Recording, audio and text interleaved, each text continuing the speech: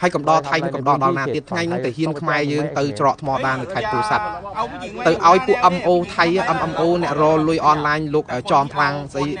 để dương squat tha mà nè ấy đây chia nè rồi xin thay đây đặt công tơ nợ lấy công tơ nợ đặt thay mà chọn thì mà chọn ở toàn ban rư ha lấy thay ở ban pi chọn pi chuột thì ngay thấy mũi nó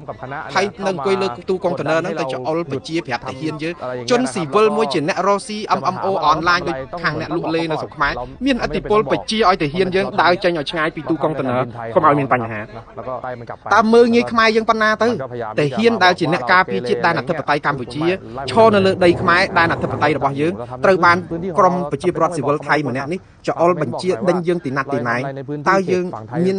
មានភាពអធិបតេយ្យរបស់យើងនៅកន្លែងណាបងប្អូនយើងឲ្យពួកនេះធ្វើអីហើយយើងនៅលេងល្បែងថៃដល់ណាទៀតយើងនៅទៅដើរឈរថតរូបស្រីគេក្លាហានគេបានរូបបងស្រីដូចនួនល្អបានត្រឹមរូបថតនឹងដល់ពេលណាឲ្យគេមើលងាយយើងដល់ណាទៀត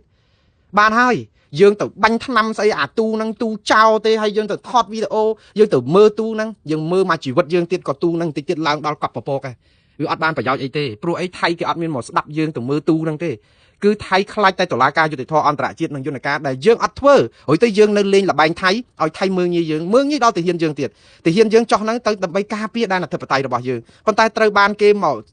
កស្ដីច្រាស់ឆ្អេះឲ្យយើងដើរចេញពីកន្លែងដីអធិបតេយ្យរបស់យើង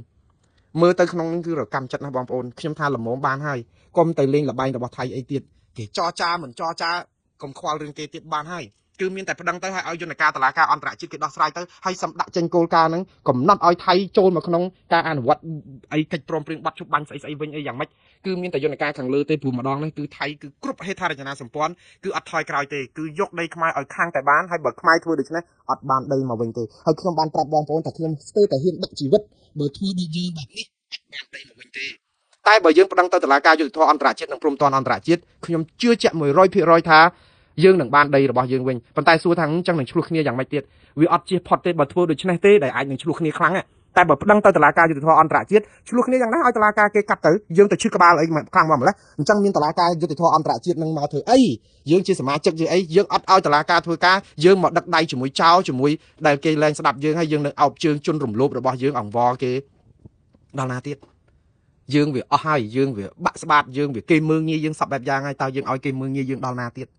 អស់ហើយយើងនៅតែស្អំចិត្តប្រជាពលរដ្ឋថាយើងនៅតែតវ៉ាយើងនៅតែប្រើយន្តការយើងនៅគោរពបាត់ឈុតបាញ់យើងគោរពអីបើថៃគេថាយើងអត់គោរពផងយើងនៅគោរពដល់ណាទៀតនៅពេលដែលអាមេរិកដូណាល់ត្រាំនេះថាយើងគឺសុទ្ធតែជាក្រុមចម្បាំងស្មោកគ្រោកទាំងពីរនាក់នេះអត់មានអ្នកណាគេមកគ្រប់គ្រងខ្មែរទេគេថាយើងស្មោកគ្រោកទាំងពីរនាក់ប៉ុន្តែគេថាថៃការពារសន្តិភាពថៃបានសរសើរពីរឿងជួយសម្របសម្រួលឲ្យមានសន្តិភាពក្នុងតំបន់អាមេរិកជួយថៃរហូតជួយកាភ្លើងជួយលុយឥឡូវហ្នឹងយកកប៉ាល់ចម្បាំងចុះចតនៅកំពង់ផែថៃទៀតតើយើងនៅអបជើងថៃដល់ពេលណាទៀតខ្ញុំអត់យល់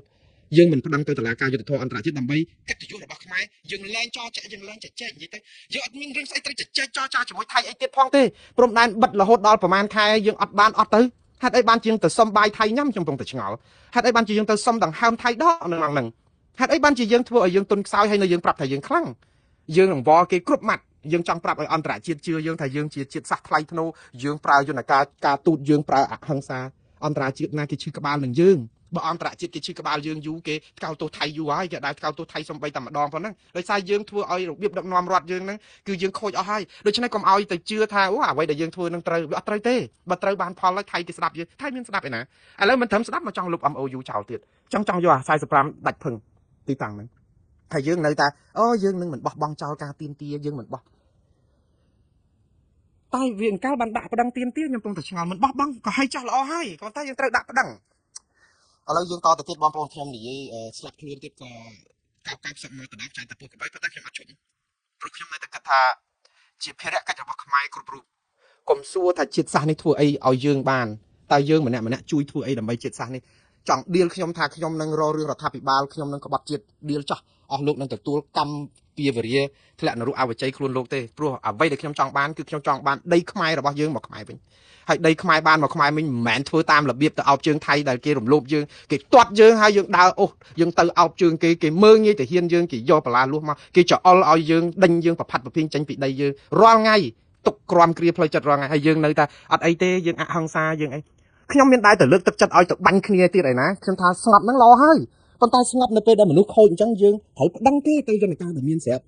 ់ច្បាប់អន្តរជាតិមានស្រាប់ គណៈកម្មការមេធាវីអីឬសូវបង្កើតតាំងពីខែមិថុនាឥឡូវចិត្តដល់មិថុនាវិញមួយឆ្នាំអត់ដឹងមានព័ត៌មានអីសោះដឹងក៏មិនប្តឹងស្រាវជ្រាវឯកសារបានប៉ុណ្ណាក៏មិនប្រាប់ប្រជាពលរដ្ឋដាក់ប្តឹងអីក៏មិនដឹងហើយនៅចាំរដ្ឋាភិបាលថៃគេបង្កើតមកដើម្បីឲ្យមកវាស់វែងអត់បានវាស់វែងគេទៅចែកដីនៅភូមិជោគជ័យទៅទៀតពងសង្ឃឹមថាគេវាស់វែងឲ្យខ្មែរគេវាស់វែងតែគ្នាគេចែកទៅប្រជាពលរដ្ឋថៃហើយយើងនៅចាំអីទៀតខ្ញុំពងតែឆ្ងល់និយាយទៅហើយថាទៅថាខ្ញុំនឹងញុះញង់ថាទៅខ្ញុំមិនមានវិបដិសារីសូម្បីតែប៉ុនសរសៃសក់នៅក្នុងការស្រែកឲ្យរដ្ឋាភិបាលប្តឹងទៅតុលាការយុត្តិធម៌អន្តរជាតិនេះ